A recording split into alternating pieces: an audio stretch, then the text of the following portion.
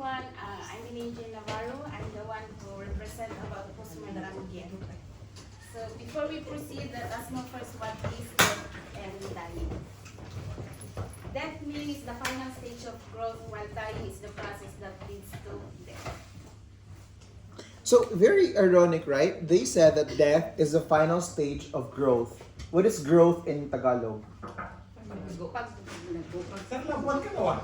Tubo ka? Sabi na kipagpalit ka daw, love to. Copy ka na lang. Ay, thank you, sir. Talagang tinutuo mo, sir. Magkano ba yan, sir? Hindi ako. Thank you, sir. Wow, hindi ako Thank you.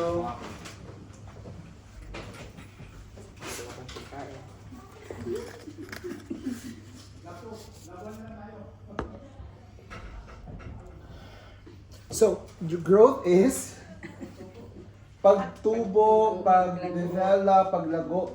How is this growth? So even during death, you're still actually are growing or developing. Do you agree?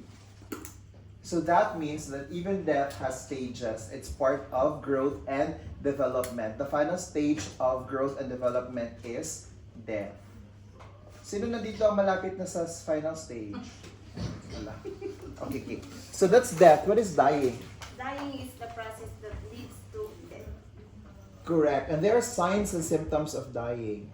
Ha? Bago. Sa'yo din niya, Seth? Hindi. Sa'yo yan? Thank you. So what are the signs and symptoms of death? How do you know that one is dying? Mamamatay na siya.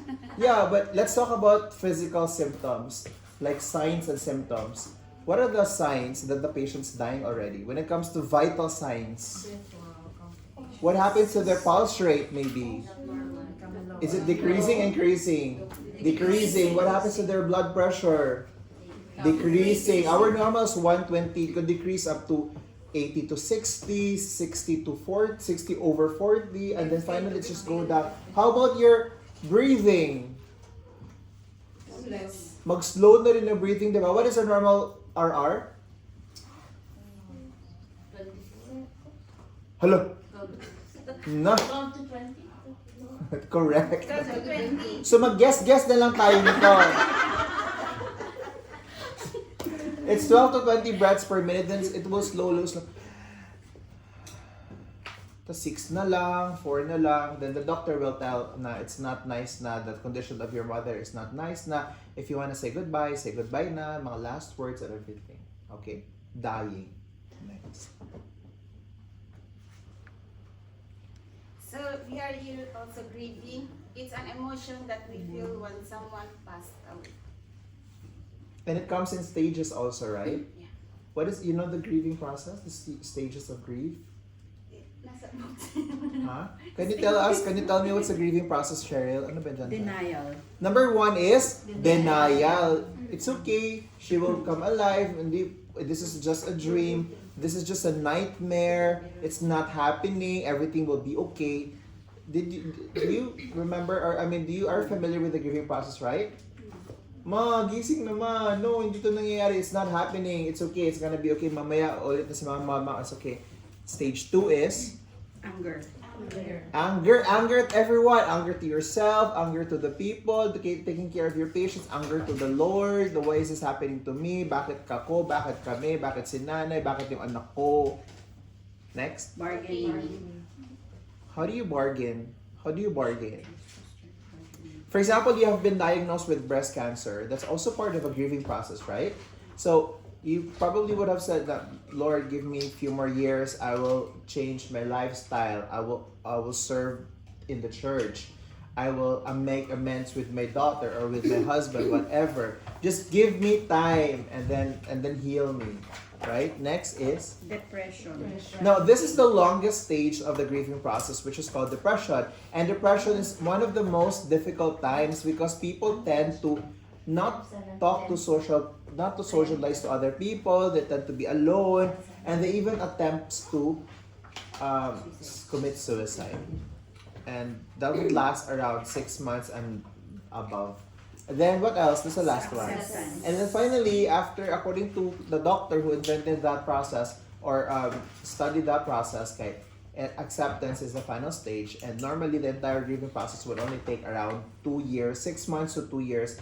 Beyond 2 years, if the family member of yours has not yet moved on, then that means that they need to see a psychiatrist or psychologist for that matter, right? So what is that again?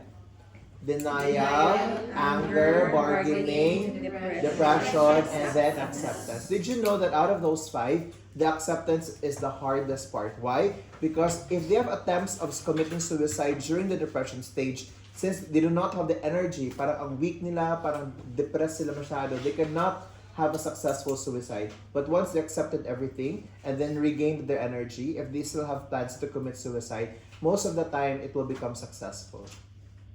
Sad, no? And then they will commit suicide. That's a grieving process. Next. The stages of death. We have the 3 stages of death. We have the alcohol mortis, it is the coldness of death. Ito yung malamig na siya. Then, the livor mortis is the discoloration of the dead body. Yung nag-iba na siya ng kulay. Sa rigor mortis is the stiffening of the muscles that occurs after death. Yung bumabaluktot na yung katawan. And how long will it take for the body to become stiff, hard na siya, tumigas? For 2 hours. So when do you do your post-mortem care? At what stage? When the body is already matigas? Or skeleton na ang patient? Which stage? Stage 5 cancer. At what algor mortis, livor, rigor. Hello, rigor. Rigor. Hi, rigor. So ano nga? Rigor, sir. Rigor, pag magahin ng patient, tsaka ka pa mag-take care. Paano mo pa yun move? Algor mortis. So, before it even reaches the rigor mortis, you should have already done the post-mortem care, right? Immediately right after the doctor declared death, then you should have already done the post-mortem. Don't wait until the patient's already stiffened. Kasi matigas niyan, it's very heavy. Cool. Next. So cool. There are signs and symptoms of death. The negative breathing, no pulse, and negative ECG. What is negative? Who will check this one? The doctor. I asked you a while ago, what are the signs and symptoms? Meron ka naman pala dito. Meron pala dyan. Sayang.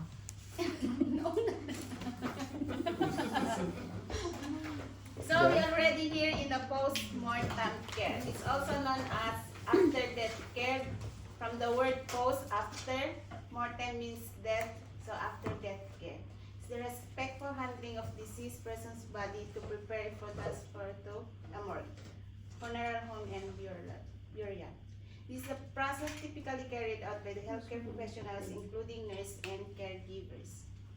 Can you give me other terms of a dead body? Corpse. Corpse, correct. What else? Lifeless. Lifeless body. Accepted. What else? Dapat may entry lahat. Naka-record, oh. Pag wala, walang 5 point. Yes. In Tagalog, in Bisaya, whatever. Ha? Bangkay. May nakita na tagpo ang patay na bangkay sa ilalim ng tulay. What else? Dedo. Sige, para makapasok lang talaga. What do you call the dead body in your country? Corpse also? So, cadaver is used for, like, sa schools, diba they have to use as a study. Oh, Vanessa, dapat may entry. Patay lang sa amin. Patay? Tigok. Ano pa ba? Yung may blank na yung ang asawa niya ay? Wala nang buhay. Oh, lifeless. Remains. Mortal remains. Ano pa? Expired. Expired. Correct. Deceased. Mut. Ha? Sa Arabic mo. Moth? Arabic word. Moth. Ano pa?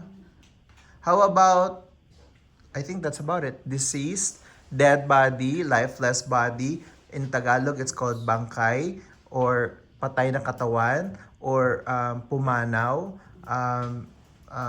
Pass away. Okay. Okay, cool. Sure. That's post-mortem care. So there are post-mortem care supplies. We have body bag, name tags, 3 name tags.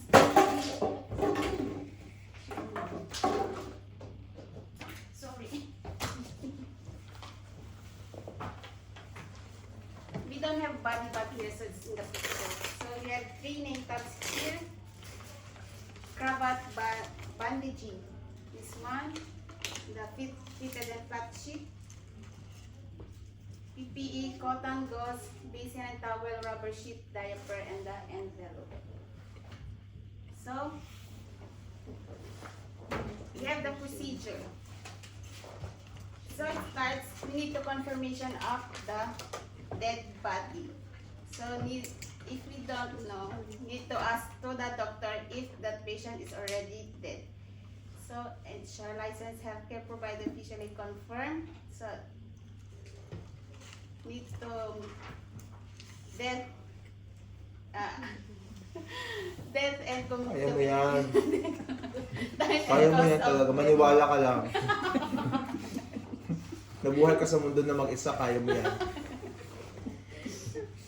So, next is prepare the environment. So, before we start, we need to wear a complete PPE. So, close the door and the curtains. So, before we start the postmortem care, we need to ask the significant others if they want to come inside. You personally, if somebody dies, would you like to stay while they're cleaning the body? I think no. It depends to us, but for us it's better they can wait outside. How about you? What's your opinion?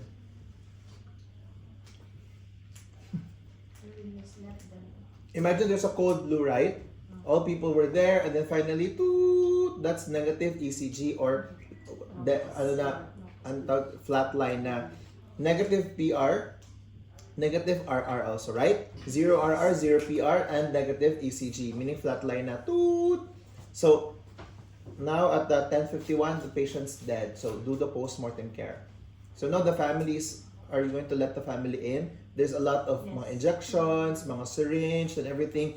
So, personally, for me, it's very traumatic that you invite the family members to watch you or to observe you doing the post-mortem care. The reason why you're doing the post-mortem care is that when the family member are ready to see the family, or when the patient's ready to be viewed by their family members, the patient is already,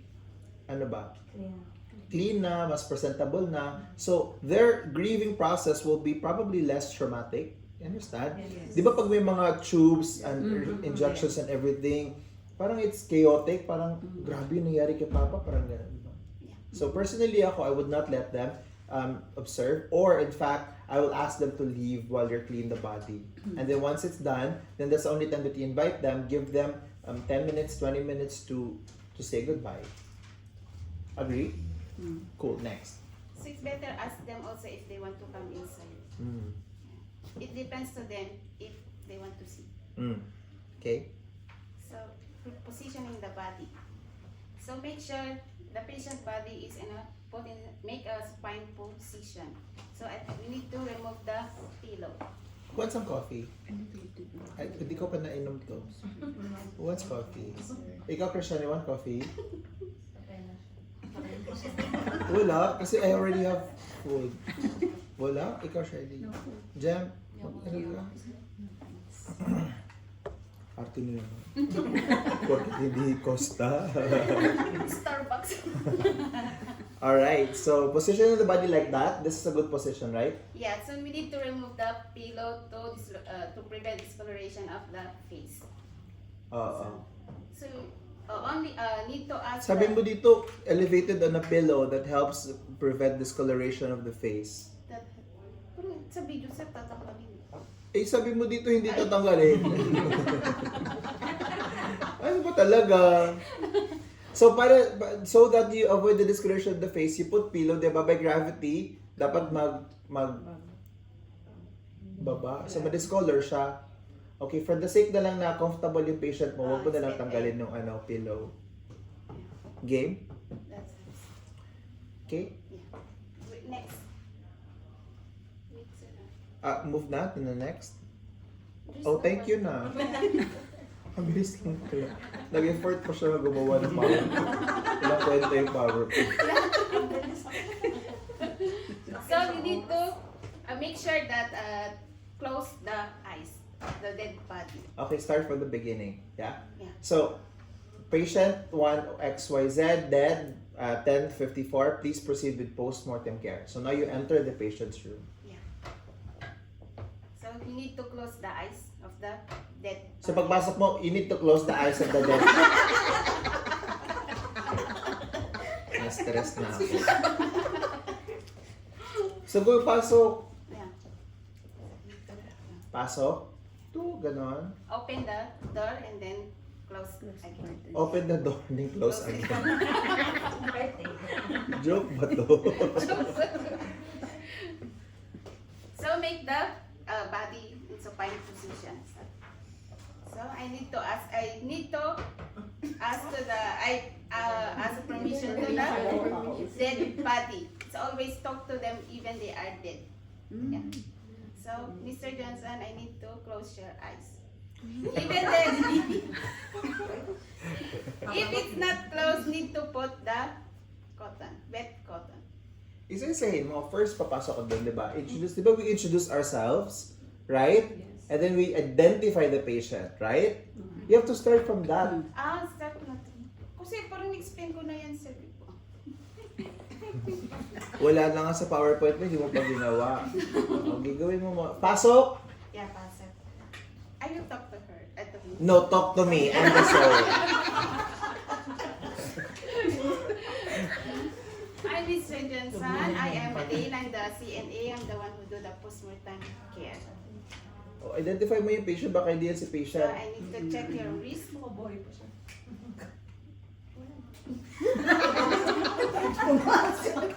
Okay, and then, Next. so you have to close the eyes. If the patient's eyes can open, you have to make sure to close it, right? Yeah, need to. Why? What if you cannot close? Yeah. So we need to use a wet cotton and then put it and cover it. Huwag ka may-explain, gawin mo kasi, gamitin mo yung mga gamit mo. Ganyan ba ang gamit ng mga nurse? Tingnan mo yung gamit niya. May iba pala. Nilalagay ba ng gamit ng nurse sa baba? O di ba hindi? Contaminated. Charot lang. Imagine na. So we need to use a cotton to close the eyes. If not closed, use a wet cotton. And then put a surgical tape. Yeah, so if not closed. And then also including the ears and the nose. Need to close it so that there's no fluid coming out. Yeah. So finish now. Finish. And then we have also this, we need to close also the mouth. There's a two ways you use when you're closing the mouth. So this, imagine this is a cravat. Cravat. And then tie like this. So, wala na ba itong linis-linis? So later on, di ba? Yan. Okay. Sige, fine. Continue. So, need, this one is cravat. And then other one is towel. So need to fold it or roll it. Wala ako talagang natutunan sa'yo. Ilagay mo yung cotton ball, gawin mo. Huwag ka ma-explain. This one like. Why you have to put like that? So that the mouth is not open. Okay. Then, I need to remove. so, ilagay mo, tapos i-remove mo. Ganun ba yun? It's okay lang sa kanya, sir. Oo So that, or if there's no cravat, use towel. Paano yung towel paglagay? So we use towel like this, roll it or fold it, put under the chin. Yeah, to support not open the mouth. Then after that, now we need to remove all the equipment, tubes. We call it contraptions. Can you write it sa mga dos niya? Contraptions. Let's start from head to toe. Yeah. There is a types of tubes that inserted of the deceased body. Like, we start Like from we head start to in the toe. nose, that it calls is NGT. So in the nose, you probably have NGT. Okay. Nasogastric tube. Yes. So then in the mouth, that is for the oxygen. Yes. Yeah. So remove the oxygen, remove the NGT. What else? That tracheostomy. Tracheostomy. Yes. If you don't know how to remove, you can just cover it with gauze. Let the morgue remove it from If the we morgue. don't know, need to ask the nurse to assist us to show what we're gonna do to remove it. Okay. Then we have also the fluid. Yeah. Or the IV fluid or in the. So how do you remove the IV fluid, for example? So we need to take a cotton and then slowly remove the needle and put it in the remove. Then put in a tape so that cannot remove the cotton. Mm. Yan. And the catheter. So remove the catheter. Did we discuss catheterization yet? Not yet, sir. Not yet. Okay, so we'll show you how to remove the catheter later. Okay. Next. Catheter. That's all the tube. How about if there's wounds? What will you do? If there is a wounds, need to cover with the gauze. Okay. Cool. So done. Next. Yeah, next is pwedeng isingit yung mga belongings. Oh, sure. Yeah. So we have an envelope or ziploc to remove all the belongings of the deceased body. So example, jewelry. Yeah, we need to put it here and then give to the significant others if we finish the post-mortem care. So need to document also to prevent accusing stealing if ever na wala yung things niya. Yes. Correct. So, bed bath. So we do the bed. No pala. We need to use this one. So, we need to put the rubber sheet in case of leakage, prevent leakage. So, Mr. Johnson, I need to put this one at your back. You know, count of 3.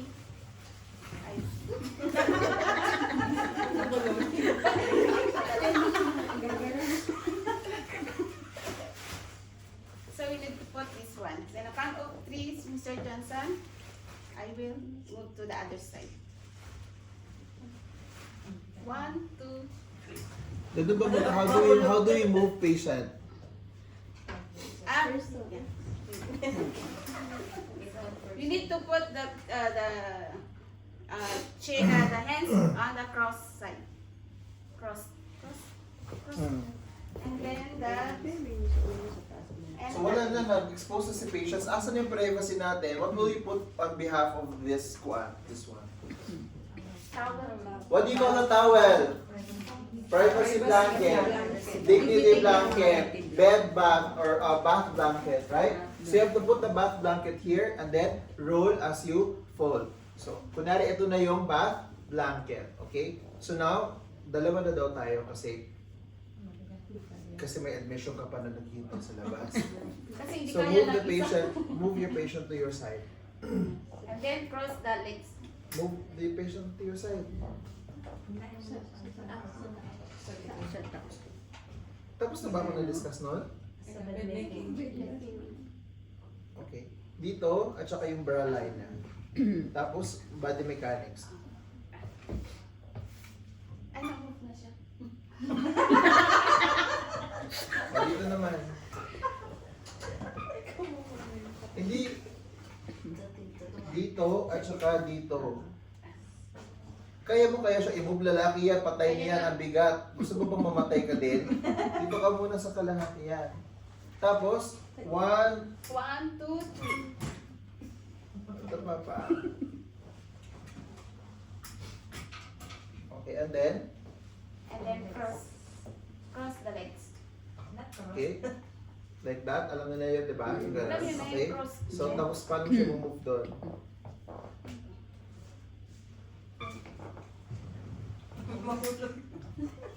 Okay. Then put the rubber sheet or rubber band.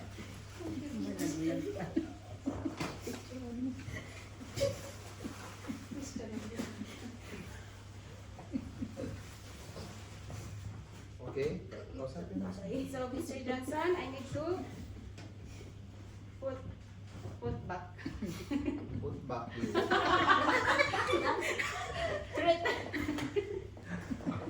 I will return you to the sender.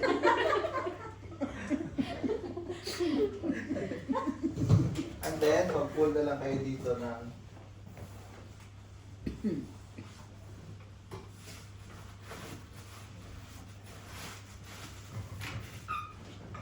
okay, and then next. Then, bed bath. Okay. Yeah. Hindi pa namin bed bath dito sa discuss. Hindi pa pala na-discuss. So, skip na natin yung bed bath. Yeah. So, akala bigyan na lang akong towel, just para may makita lang sila. So, first step, you have to identify the patients, provide privacy, and then what do we do next? We put the cotton balls para to avoid leakage and fluids. And then, we put cotton balls sa nose, sa ears, and then we put also the cravat or towel to avoid pa rin na mag-blood, mag-pool in the space. And then we remove the, what do you call that?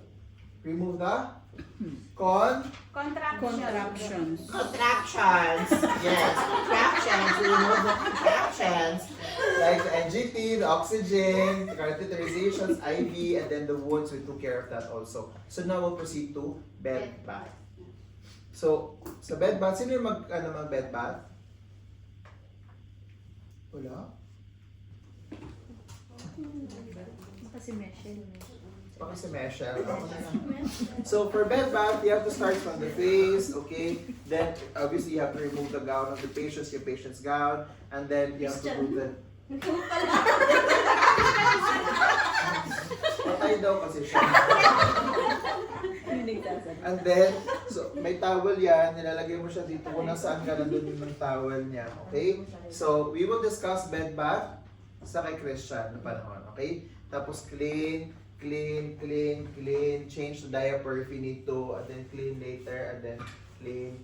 Okay, so now the patient's clean. Next. Yeah. Then finish, we need to put the diaper. So always, it's a must to put a diaper when they put to the morgue. Okay. Kasi di ba we put cotton balls sa mga holes, sa mga orifice. So also, obviously here, kasi once you're dead, guys, you don't have the muscles to control what you can control right now, right? Everything will just parang go with the flow.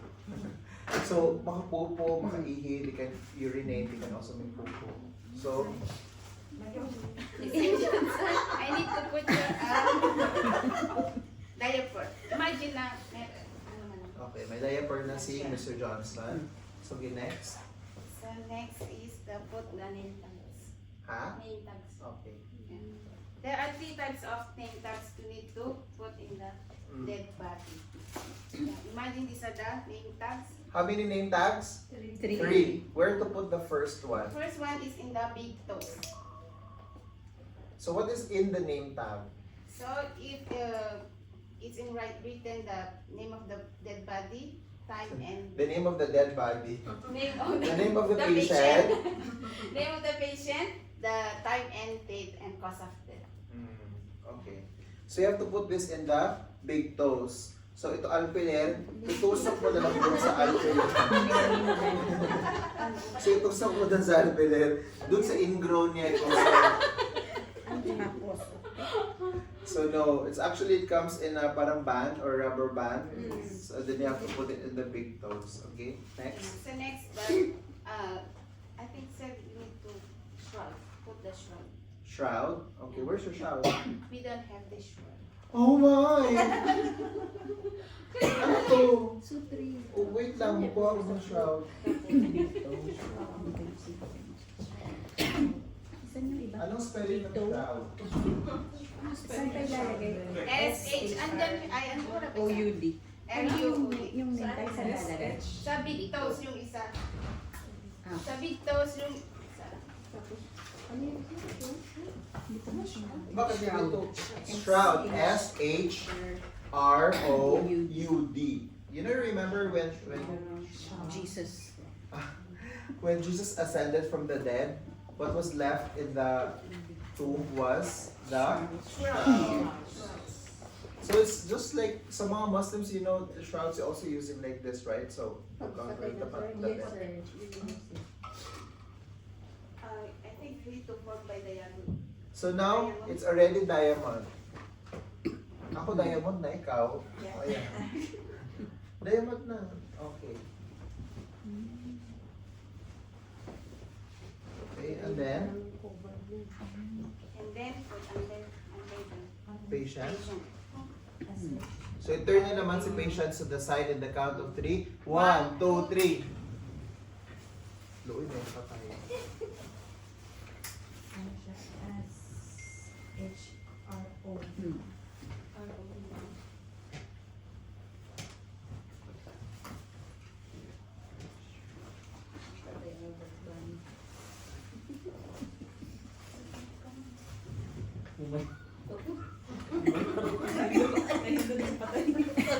Ginusto mo yan.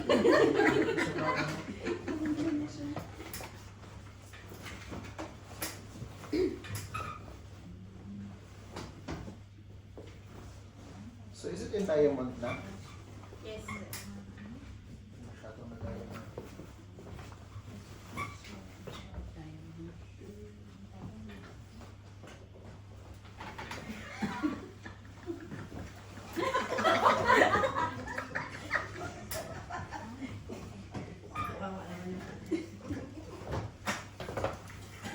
Maghahating gabi na. Okay na. And then, And then fold it. Ay, sir, fold na. okay.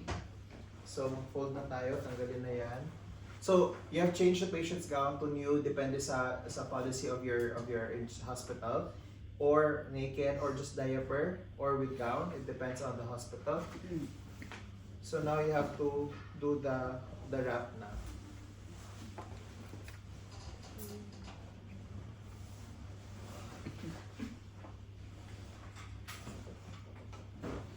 So now you have to wrap it like a lumpia.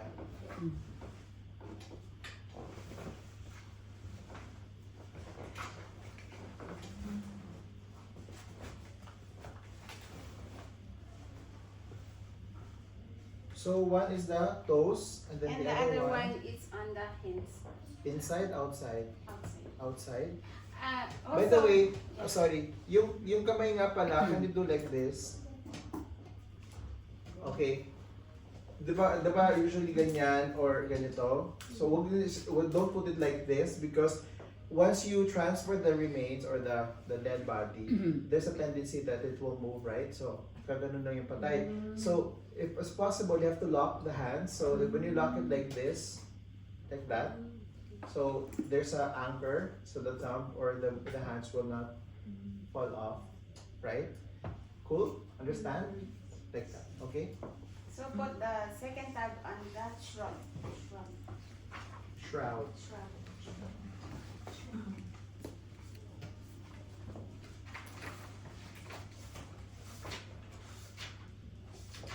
So now, what are we gonna do next? So don't cover the face so that we can ask the significant others to viewing. Okay.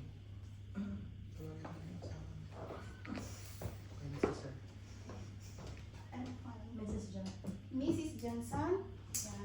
You can check your husband now. So ganun ka lang, patay niya siya. Mrs. Johnson, you can check your husband.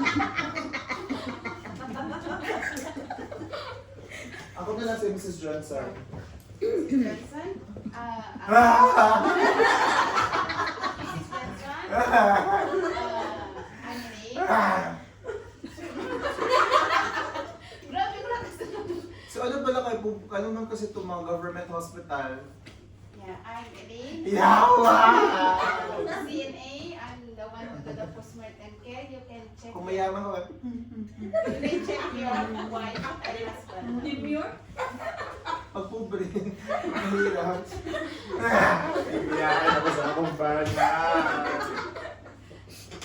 So how do you talk to the patients like that? Hi, Mrs. Johnson. My name is Richard. I took care of your deceased husband. Sorry for your loss. I understand what you're feeling right now. So it's very hard, tough to accept what happened to your husband. So I hope everything's gonna be okay. So you can check your Husband. husband. Ingat ka na, di ka makatulig to. So okay na, di ba it's better this way, right? He's clean, he's prepared, at least less traumatic for the significant others when they visit their family members who's just passed away. Okay, Evan. So the last one is in the body part. So yung face to din ika-cover. Cover na kasi tapos na siya. Okay, and then you have to put the body bag. So that May mga tape to na ilalagay dito, okay? May mga tape so it will not look like this messy. Okay. so the last name tab we put on the body bag. Oh, sige.